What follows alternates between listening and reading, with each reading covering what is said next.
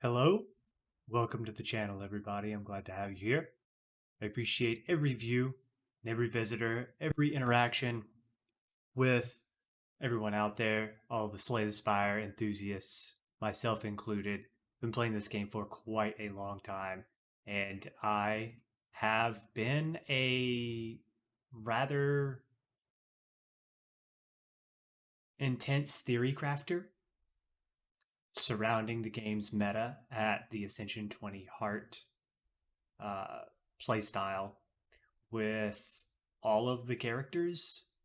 And today I want to present formally my idea to discuss why events are the worst nodes in an act map and why you should tend towards avoiding them in almost every possible scenario. So in Slay the Spire, most, if not all, players tend to value event nodes extremely highly, without regard for the consequences of the potentially bad events. And I understand where everyone's head is at.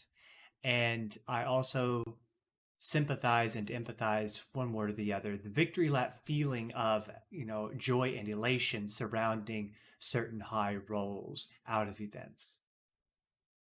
But this video is meant to address the issue with searching for good events in Ascension 20 hard runs. And I'll get back to this again later, but I want to just say right up front that this applies to all four characters in all three acts, but it is exclusively about Ascension 20 heart runs and does not apply to Ascension 19 or lower or Ascension 20 runs where the player does not attempt to go to Act 4 and beat the heart. So first things first, I want to get one thing out of the way. There are some events with favorable outcomes that have a tendency to turn a struggling run into a nearly assured heart kill. And I have a list of just 9 of these events so far that I believe are almost every time a purely positive event that you will want to take the advantage of. And it can and will often turn a run completely around. Some of these are slightly debatable, and there will be other events that I won't get into right now in this video, which also have a chance of being very high rolls or very valuable at the moment that they arrive. Sometimes less than favorable events can also be perfectly timed with their middling, mediocre, average outcome where it's actually super valuable and really important that you found that node right when you did. Anyway, the 9 events that I see as being the top tier, cream of the crop, absolute best events that you can see in a run, and the ones that tend to be positive enough of the time and strongly positive enough that finding them is pretty much a game changer. The first one is Council of Ghosts. Apparitions are just incredibly powerful. And I don't like the intangible mechanic myself, and I often simply skip apparitions and still win runs on a very regular basis. I have probably more skipped apparitions than almost all Slay the Spire streamers combined. And I would say probably 70% of those also turn into victories by applying the strategy that I am discussing here today.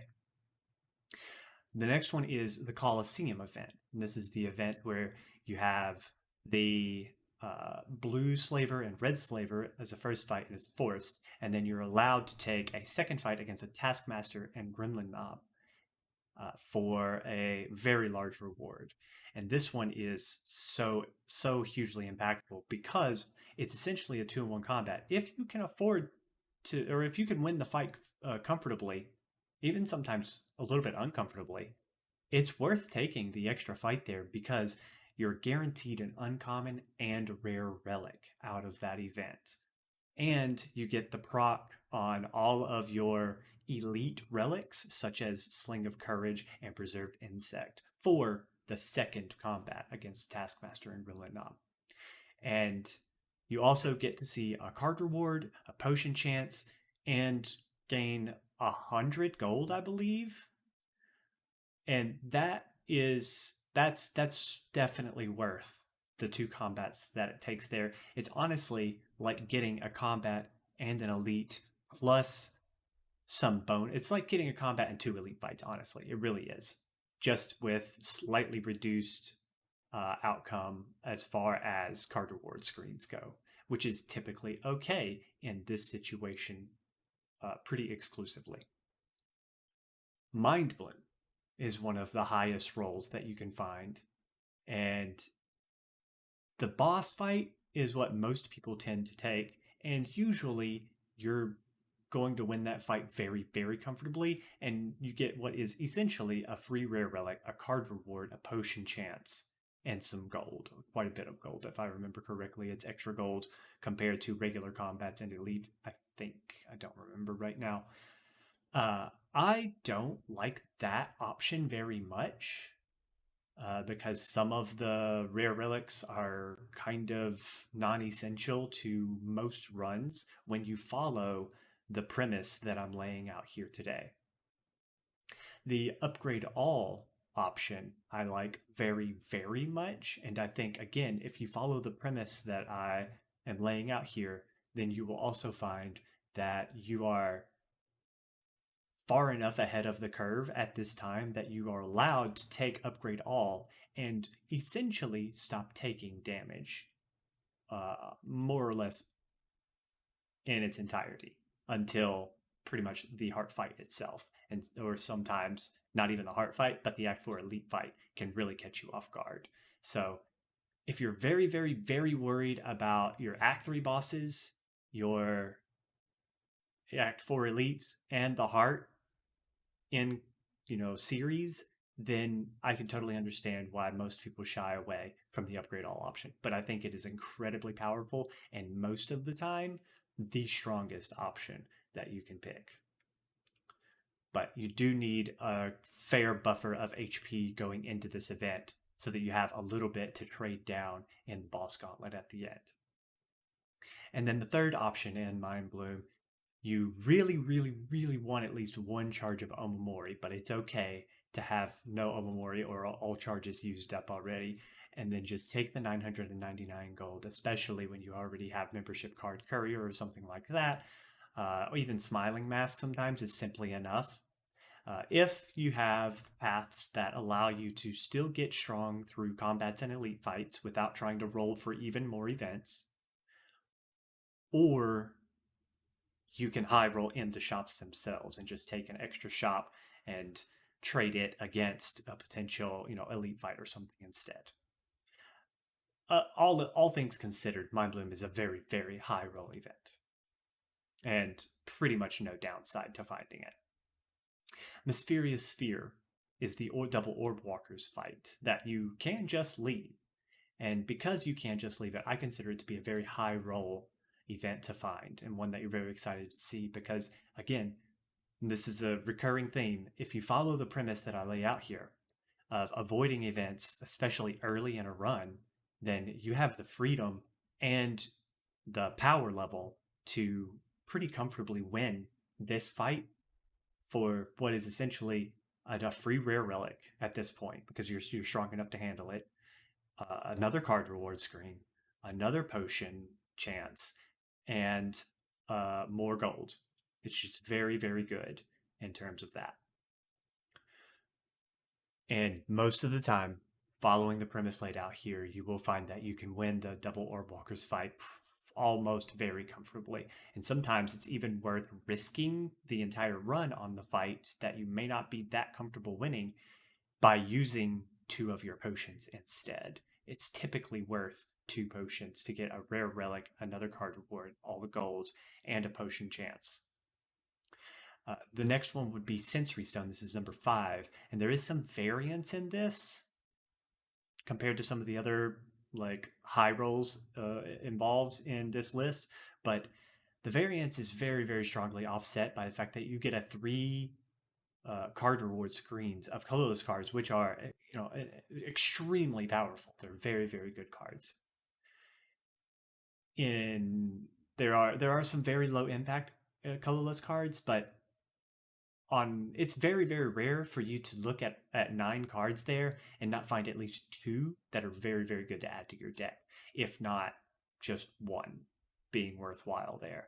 I think it's almost always worth the 10 HP to look at 3 cards, except in some very extreme circumstances where you can't afford it. The 6th one would be the Duplicator Shrine event, because almost at any point from Act 2, especially onward, it's worth duplicating an importing card. Sometimes it's a little awkward. Sometimes you don't really have a great card to duplicate. Sometimes it shows up just a couple of floors too early and you didn't get a chance to upgrade that important card. And it's going to cost you an upgrade later in the future. But if you're silent and you duplicate an unupgraded Wraith form and you just spend your next 2 campfires upgrading Wraith forms, that's pretty much run winning anyway. Same for Catalyst, for example, just speaking in terms of silent alone. So most classes, most of the time, somewhere in Act 2 and beyond, you have a card worth duplicating that could change the face of the run or just improve the consistency of the run so strongly that you are super excited to see this event. It's very, very powerful. The 7th one, which is one that is highly debatable, but I think is an absolute huge high roll, again, following the premise of this video, is Knowing Skull. Because the idea is that you want to create lots and lots of HP for gold, and then that improves the value of events when they spawn shops instead of other events or combats. And it gives you a reason to say a path away from kind of a bad path that may have had more events on it that you don't really want to see. There aren't that many valuable events left to look at in Act 2, for example, and you'd like to go to a different path on the other side, and in that path, maybe there is a double shop where you can get something very worthwhile out of all the extra gold that you find here. And typically, the gold that you can get from this event is worth upwards of 40 health, and often better than taking the path, like trading an elite for an extra shop is often more than worthwhile here. And it may even be worth grabbing an extra campfire for a rest just because the gold is so high value in general terms. The 8th one is another Act 2 event. It's the Library. And the only time that this is really a downside, a negative event to see, is when you're on track for a block positive infinite. Thinking in terms of Time Eater and the Heart. You need to be able to mitigate Beat of Death for an infinite and also block about 45 per turn in order to win that fight with an infinite. Otherwise, you will end up in a position where you die because Beat of Death takes you down. And Time Eater, an infinite deck, has a tendency to struggle if you can't find a really, really good block solution in your infinite cycles, because you will run out of card plays at 12 each turn. And Library can assist you as well in finding a block positive infinite. But even in that situation where you're already on track for Block Positive Infinite, worst case scenario is you get a free heal out of it and you just don't look at the cards because adding cards is more detrimental than just pathing to extra shops for card removes. And then the ninth and final one that I would apply just pure positive value to is going to be the Upgrade Shrine event. Typically, you want a good card worth upgrading already, but even the somewhat incremental value of getting a free upgrade in early Act 1 on one of your damage commons, or potentially your, if you were lucky enough to find something like a Grand Finale or a Glass Knife or a Die rare instead, really good upgrade there. Or in the worst case scenario, you get to upgrade one of your starter deck non-strike defend cards, which would be Bash, Eruption or Vigilance, Neutralizer Survivor, and Zap or Dualcast. And those upgrades, while I think Zap and Dualcast are the worst of the bunch overall, still provide lots and lots of value for Act 1 and can make or break a run by giving you just that tiny little edge when you need the power spike the most to generate your snowball effect moving forward. So those are the 9 that I think are most valuable events over the course of an entire run. And you'll note that only one of them can be seen in Act 1. 2 of them, excuse me, Duplicator I think is a shrine event, so you can see it in Act 1. There may be some rules around that I have lost track of at this point. But in my opinion, that's all. And when I started planning this video, I actually only had the first 7. And I actually added in the library and upgrade shrine after a little further consideration. But all other events, I believe, are incremental value at best, but they have a tendency to lean towards neutral or negative value, where negative value also it would be in terms of a dead floor where you simply skip or leave the event without taking anything from it. And that's not uncommon at all. I think most events are best used as an empty floor when you are behind the curve, unless you high roll into a really good event. Otherwise, though, these have a tendency towards being dead floors, negative impact, just costing you a lot of HP, or being completely neutral, like for example, free potions to look at, and then you just don't really get any potions better than the ones that are already in your potion belt. It's very, very common for that to happen. Or they provide very temporary value that gives you like a little bit of a boost for the next floor or 2, which can be enough. Again, just like the upgrade shrine, but not enough, often enough, is what I am asserting here in this video and premise. And the essentially always neutral-ish events, I'm going to just skip right past all of those because I think that the interesting and polarizing events are the ones that are almost strictly negative instead. And I would say that those are the ones that people are both more interested in and have more controversial opinions about overall. So the first absolutely almost always terrible event is the Serpent. And this event is the one where you can accept a Doubt Curse into your deck, but it will give you 150 gold. And it's not enough gold for falling behind on your card removes. Almost every deck just wants to remove strikes, essentially, except Watcher, who really likes to remove defends. But either way, card remove is typically much more valuable than 150 gold right now. There are some very rare exceptions, such as the next floor shop, but the next floor shop also needs to be a relatively high roll as well. because only 150 gold in Act 1 is really not enough to get great value out of Act 1 shops because you don't have enough gold built up, you haven't stored it anywhere. You've been using it as you go in other events, perhaps, or you hit an early shop to try and get ahead of the power curve early in Act 1 in their first like 4 or 5 floors or something before you went to Campfires and Elites, for example. So typically, just the 75 gold that it costs you for that first card remove on the curse is it continues to snowball against you by increasing your further card removes by another 25 gold each. So this eventually ends up costing you all of that 150 gold or close to it.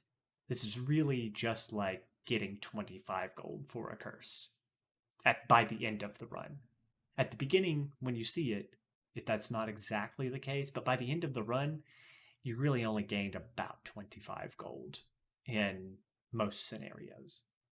The second, essentially purely negative event is the Mausoleum, because the ride, again, is so detrimental, puts you behind on card removes, and also ruins your opening hands if you don't get it removed fast enough, which can usually will completely offset the value of whatever random relic that you see.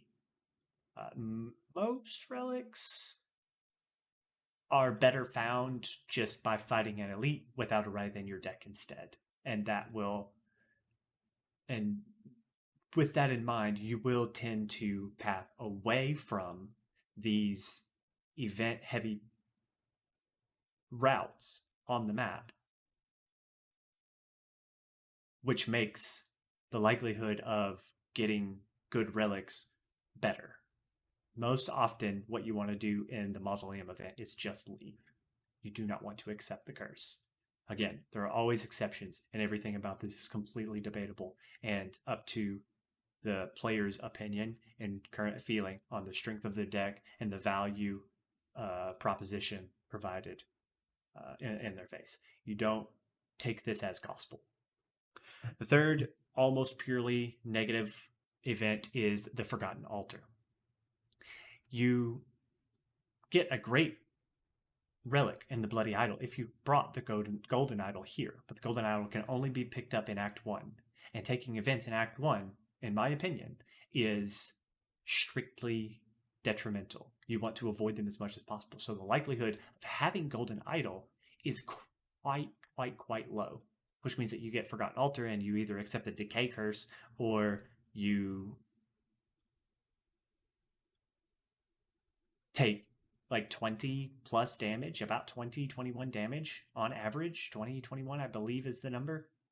I don't remember the percentage that it works with, but I think it's about 20 damage. And it's just for nothing. Just for nothing.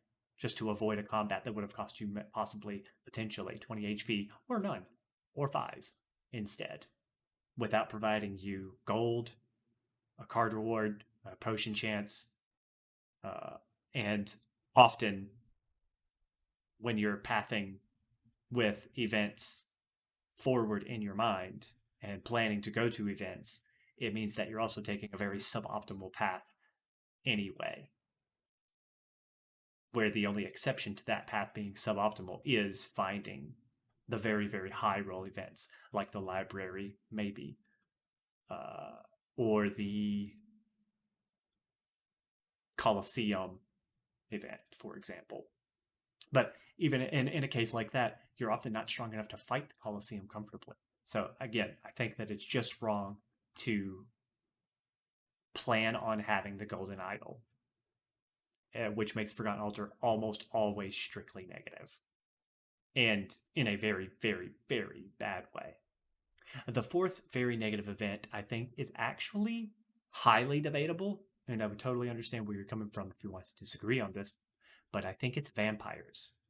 Because something that's better on average is aggressively removing strikes rather than adding bites. There are some exceptions, of course, like maybe Coffee Dripper, you don't have any strikes removed yet, especially as like Ironclad, where you have 5 strikes in the deck, or Silent, where you have 5 strikes in the deck. If you're behind on card removes already, then there's a totally different situation. Some deck you have Blood Vial. There are situations where you definitely would highly value fights instead. But I don't think that there are enough of those situations that you should be pathing through events with the intention of finding vampires. And now we'll move on to number 5, which is the Falling event. Falling is completely detrimental to almost every deck that has built a consistent infinite cycle. And as far as value from the event goes, when you are not running an infinite deck, typically the very best thing is a strike remove, and everything else is kind of bad. Certainly worse than a strike remove out of the event, but most of the time it's just purely detrimental to have to remove a card that you don't get a proper choice of. It can be crucial powers. It can be crucial, especially if the only skills and powers in the deck are skills like defend, survivor, and all of your important other skills. The chances of hitting defend there to make it the least bad thing to remove are pretty low by the time you get to the Falling event in Act 3. And that applies to your powers and your attacks as well. Most of the time, it takes something away from you that would be better in the deck instead. The 6th one is Moai Head, which I believe I'm pronouncing correctly. Moai. I really Maui Head. I've heard some people call it. But either way, the Maui Head. This is another one that combos with the Golden Idol, and you shouldn't have the Golden Idol in almost any run. Most runs shouldn't find Golden Idol in Act 1 because you should not be taking enough events for the variants to set in and allow for Golden Idol to arrive. So you usually don't get that 333 gold, but if you do have Golden Idol, it's a pretty good event otherwise, but that's the only case. And most runs don't need the full heal, especially if you've applied the premise that I lay out here of avoiding events, then you will find that you are so far ahead of the curve by now, or at least maintaining your power level against the scaling curve of the game, that you are not in need of giving up 10%, 15, 20% of your max HP for a full heal.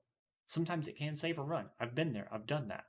Like, I'd say twice out of all the times that I've encountered this event, I take a full heal and it allows me to stay aggressive in my pathing and allows me to build up to a point where I do finally get ahead of the power curve and then maintain that going forward and do get strong enough to win a run that would otherwise be dying in the next couple of floors.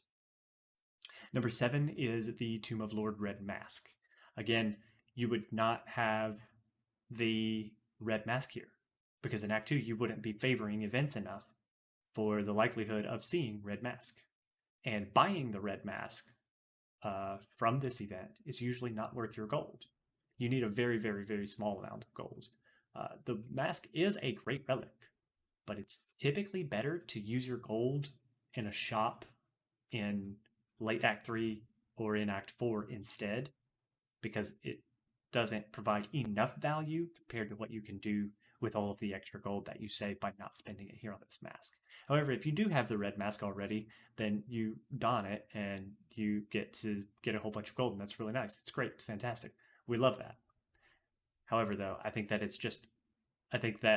you see this event when you apply this premise, and most of the time, if not all of the time, you just like if you have anything greater than like double-digit gold, I think that you just always leave this event and you consider it a dead floor. Number 8 would be the Winding Halls, and everybody knows this event. It's the Madness event, and you pretty much always see this event and immediately click lose 4 max HP and go on to the next floor in the map. You just do not have, like, Madnesses are potentially very powerful, but most of the time you don't have a deck that's interested in madnesses. And two of them is one too many madnesses. One of them is one too few madnesses. And it's just not a very good event, and it usually just costs you. And you don't I'm not sure if I've ever seen somebody without like the full curse relic bar of maybe an Omamori or Darkstone and Dubudal combination in order to take the, I believe it's Writhe for a rather large heal. It's a pretty good heal from the second option, but again, most of the time you just lose 4 max HP here because it doesn't cost you any current HP, and 4 is not really that big of a deal, but it is a dead floor minus max HP almost every time. Number 9 would be the Face Trader. I think that this one is like just not worth the gold in the first place. So you can usually get away with taking the gold, but there's just not that much value in it most of the time for the health that it costs, which is not that much health either, I do admit. But the negative masks are so massively detrimental that you just should not ever probably accept a mask, because you have a 2 in 5 chance of getting a good mask and a 2 in 5 chance of getting a bad mask. And the good masks aren't that good. And then there's the Cultist Head, which is the best relic in the game. So 3 in 5 chance then of getting a good mask. The 10th one is an event that I believe can be seen multiple times in a run, and it's Match and Keep. And in most Match and Keep events, there is not a card worth taking in the first place. Sometimes there is. But in the case that there is a card worth taking, it's very hard to find both copies of it, which puts you in a position where you probably just play cautiously to avoid the curses instead.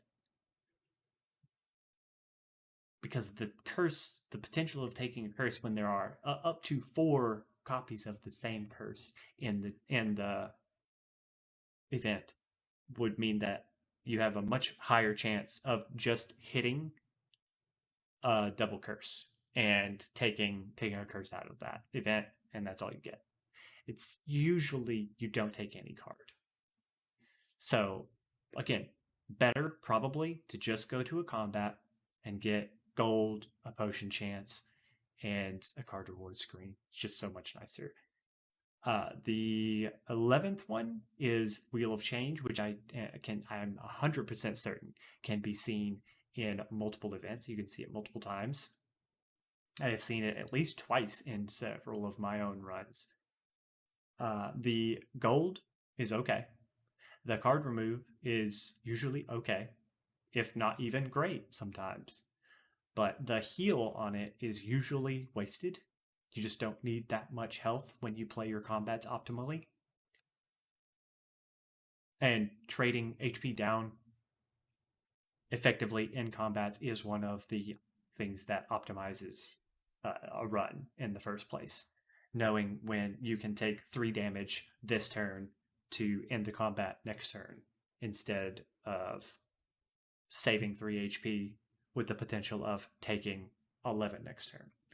So the heal on this is typically pretty wasted, especially if you find it in Act 1 where you're fighting Hexaghost and often against Slime Boss. Slime Boss is not a fight where your HP tends to matter, because it's either win or die most of the time in the Slime Boss fight, rather than like win aggressively or die pitifully is what I should say. And then finally, the 12th one is the Secret Portal event, and you just always leave that event. You never ever take the Secret Portal, even when you have all 3 keys already and you think you're strong enough to take on the end game, the final boss gauntlet and everything. You still don't take the portal. You go to other nodes, you continue pathing through the spire and climbing up floor by floor because you there's the concept of win more, and that is something when you're thinking in terms of win rate for this game is constantly needs to be at the forefront of your mind. I'm strong now. How do I get stronger? How do I get stronger and stronger and stronger? You want to arrive in Act 4 so strong that you will absolutely demolish the heart, because the problem of the Act 4 elites is something that honestly breaks down even the strongest of decks. And you need to be so strong that taking a bad Act 4 elite fight will still result in a pretty crushing heart victory. Otherwise, you have a very high likelihood of still losing by not getting stronger enough. So, at the end of these lists, we have 9 high roll events and 12 events that I would consider almost strictly negative if they are not simply just dead floors. But there are possible 49 total events where I am pretty sure at least 2 can repeat in each act. And I think that is a very, very bad ratio. And I think that all other events not listed here, of these 21 events, the other 28 events not listed here, I believe are so mediocre in value that they're never worth the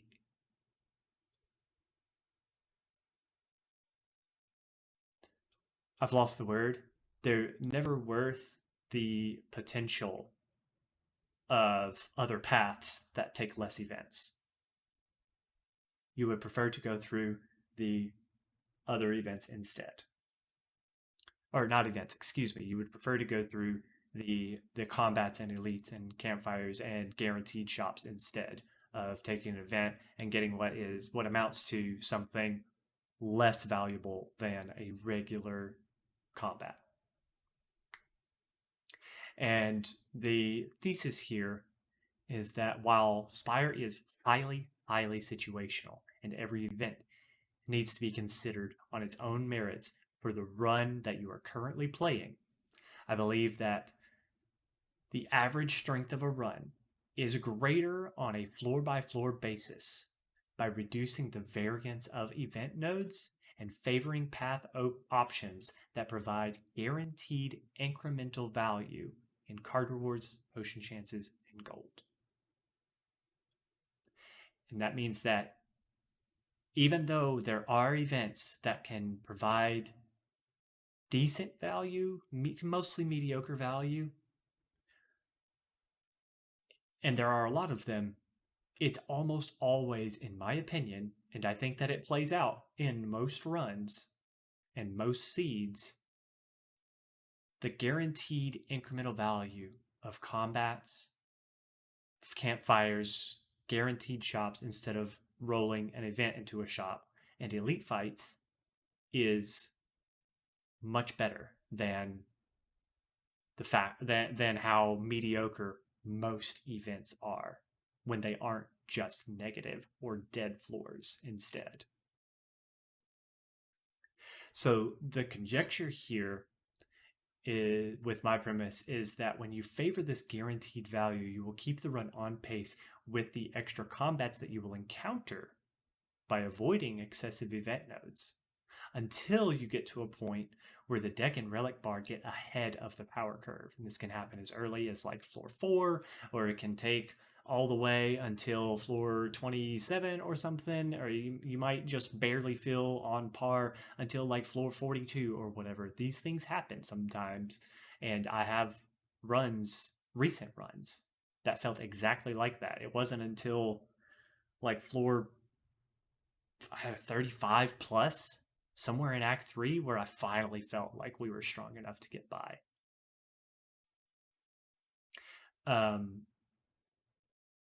But eventually you will get to a point where the deck and relic bar get ahead of power curve, and at this point the run will favor a win more strategy that I alluded to earlier, of meticulously dominating even more combats to stay ahead of the power curve.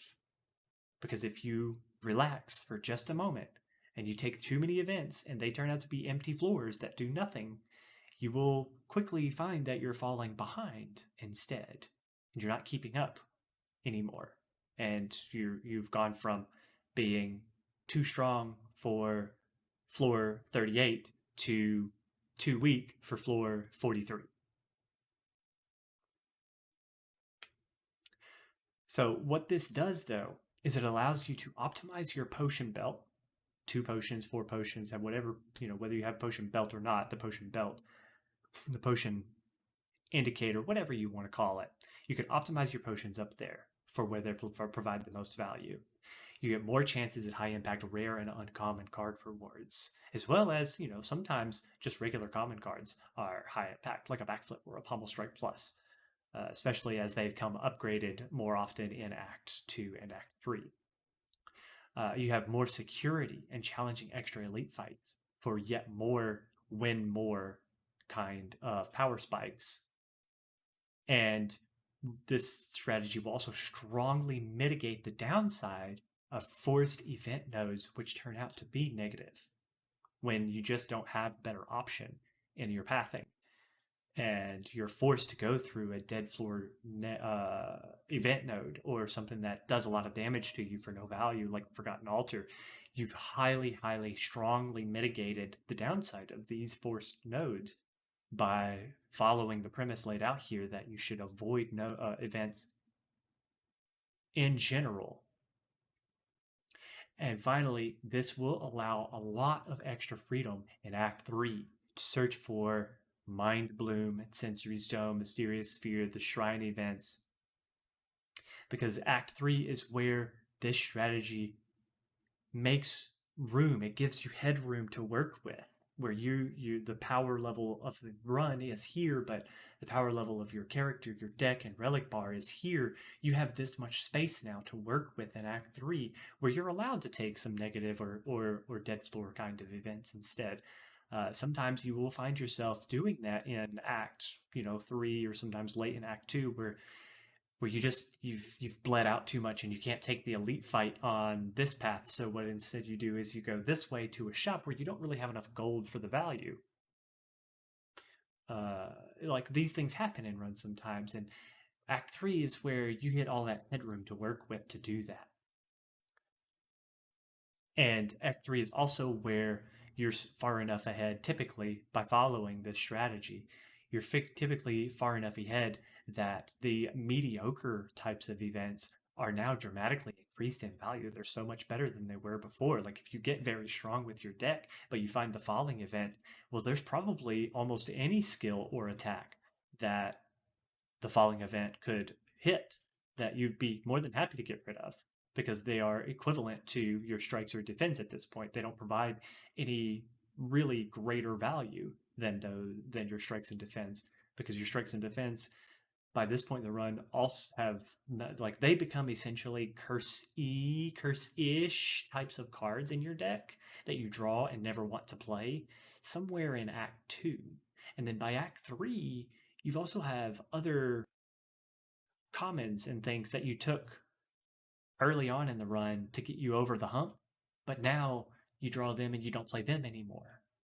And in those cases, falling event now becomes pretty positive instead, because you have lots of potential hits there that are almost equivalent to strike and defend as far as the power level of the deck is concerned at this point. So unfortunately, all other events that I've left out here are entirely too situational to evaluate clearly. But one of the relatively certain considerations is that Act 1 events, in my opinion again, are almost strictly worse than the guaranteed value of combats, because most of them trade as much or more health for less overall value as a combat would provide. And usually combats are both more value and less HP cost than even marginally positive event outcomes. One of the greatest examples of this is the Scrap Ooze event, which is often not worth the risk even for a good common relic. If you don't high roll in like a 1 or 2 click into an uncommon or rare relic, then it's usually not worth doing because it will cost more HP than you can afford to spare right now, which will then force you to path differently following that event, forcing you to reevaluate the path that you intended to go on and end up being required to take more events, so reducing the potential value of more of the act, or having to rest at a campfire instead of using a campfire to upgrade an important card, or trading that same 15 to 20 health to an elite fight for exactly the same relic, but also get a potion chance card reward and gold in return. It's almost always better to just leave scrap ooze when you see it instead, because you have big options in your paths ahead that you want to keep open, and scrap ooze will turn them off instead, unless you get a really high roll like fossilized helix, which is probably the best roll, probably, in Act 1, just for immediate value. And one thing that's important to consider here is that I am applying this logic across the board for all characters, and when combats are played optimally, will tend to result in higher average power levels on a floor-by-floor maintenance and allow you to better maintain that power level as the run scales up. So as you find parity with the power level of the run here, and you go to the next floor and it's a combat, you will you will say easy pull fight here, and then the next one is a hard fight. Okay, it scales up a little on you, but you are only just so far behind right now, just barely. So a decent draw order or a little potion help will put you here instead for that fight.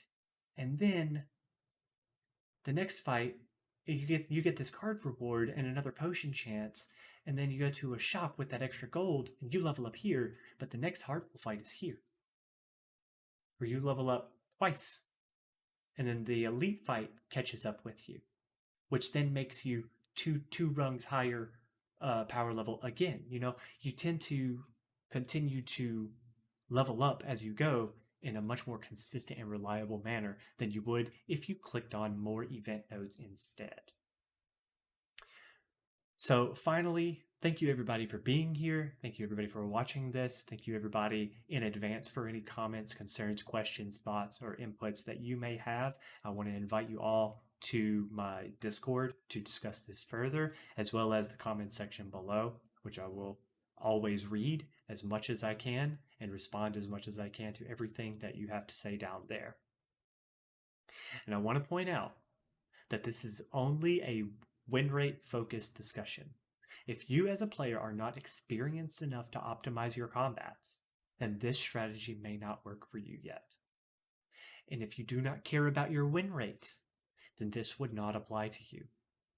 If you find events fun and exciting and interesting, or you find yourself in a position frequently where high rolling in events are the only thing that feels like your way out of a dire situation in a run, then this will again not apply to you. The only point of this video is to raise the bar for win rate consistency and make an effort to slightly shift that win rate meta towards something that I have concluded over the past year is more effective on average. As always, the table is open for discussion in such an incredibly deep and incredibly complex game as Slay the Spire. So feel free to leave your thoughts, disagreements, questions, and opinions in the comments below. I'll read and respond to as many as I can. And if this video gives you a new perspective on Spire, please consider clicking the thumbs up button. I would like to do more content like this, hopefully in a shorter format. But every engagement means the world and will further motivate me to continue this. Thank you everybody for being here. I appreciate it so much. I look forward to our next interaction. Make sure that you check the description below for a Discord link, a link to my stream where you can see me play Spire at least on Sundays, if not more days out of the week, and we can put this to the test as often as possible. Thank you so much. Have a good one.